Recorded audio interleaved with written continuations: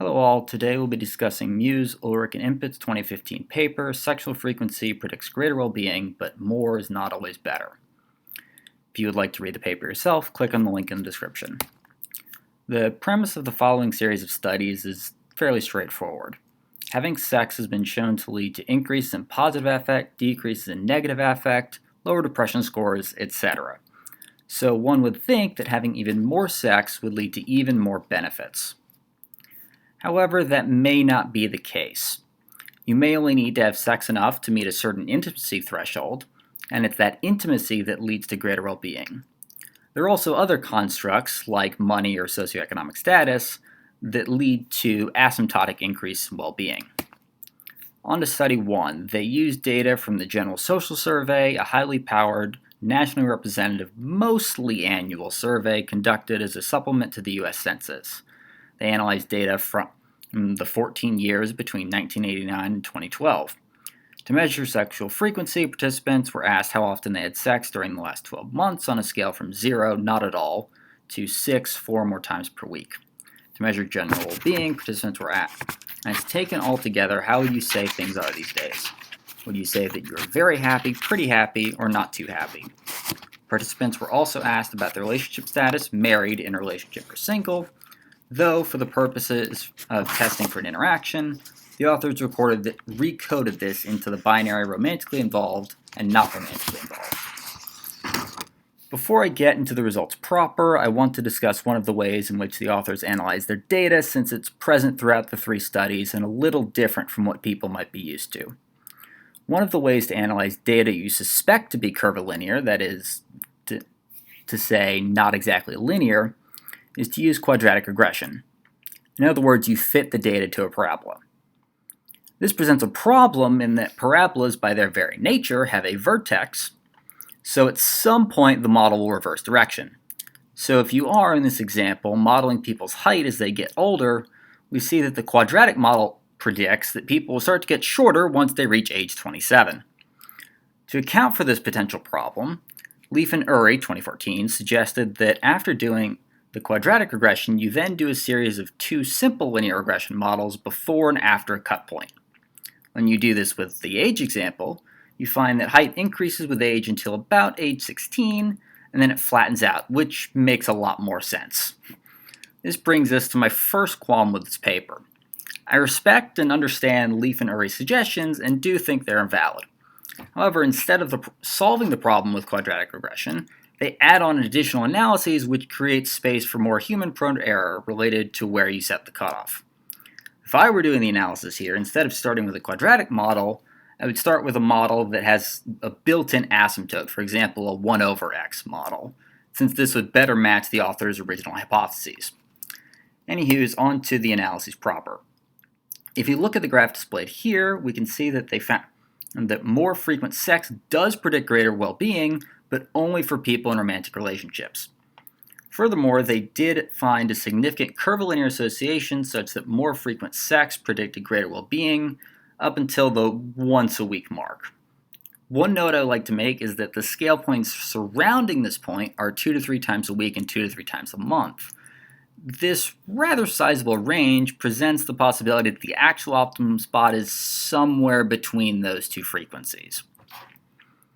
For study 2, they used an M-Turk sample of people in romantic relationships. For those of you who don't know, Amazon Mechanical Turk is a platform used extensively in academia and industry that allows researchers to recruit participants for studies.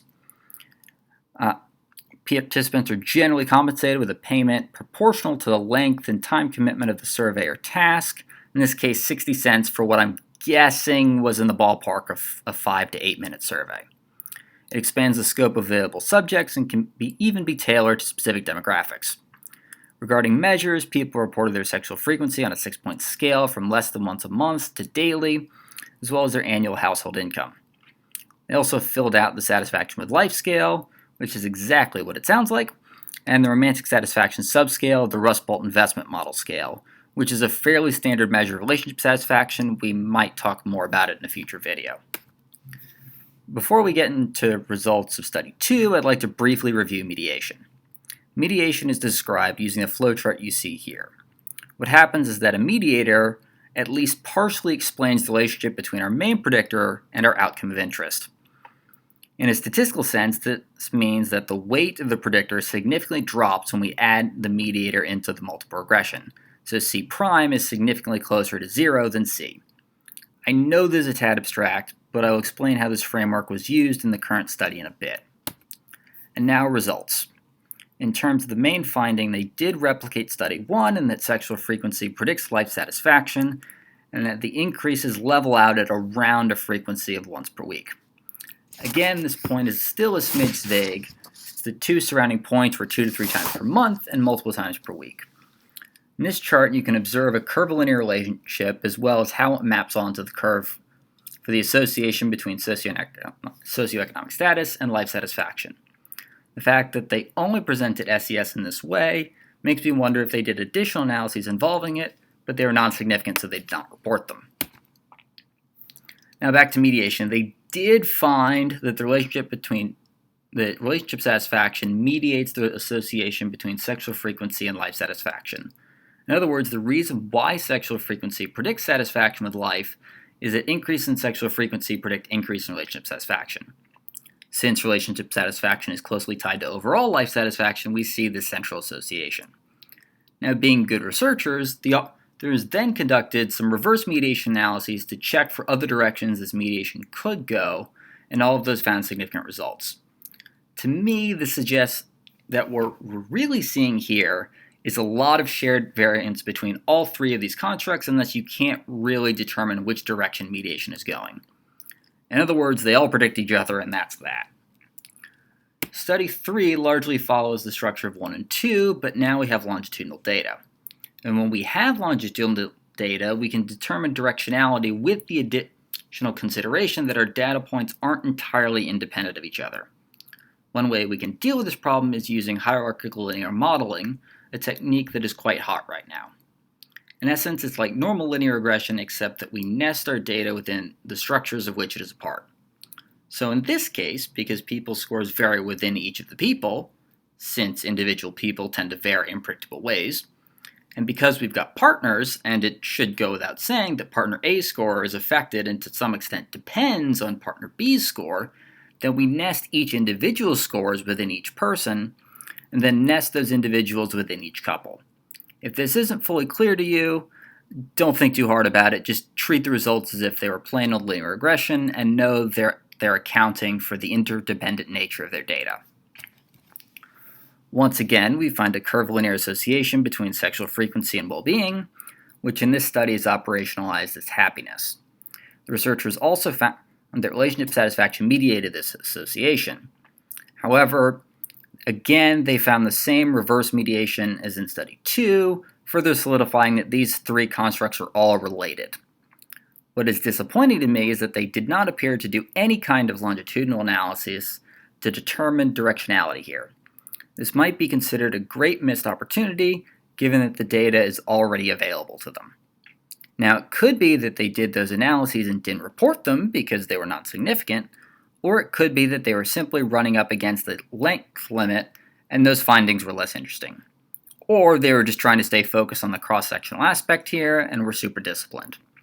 Regardless, there is plenty of room here for future research. So the big takeaway to me here is that having more frequent sex with your partner is associated with increase in well-being, though once you're doing it more than once a week, you don't, on average, seem to be getting any additional benefit. A few questions remain, though. For one, we don't know causality here, and the mediation analyses were inconclusive. So if you're looking to follow up on this paper, think about how we could manipulate the constructs involved to maybe see causal effects. I personally could see there being bidirectional causality here. Put more simply, having more sex causes greater well-being, and greater well-being causes people to be more motivated to have more sex. Another interesting direction for future research not mentioned by the authors is the question of moderators. What factors can change where that optimum point is?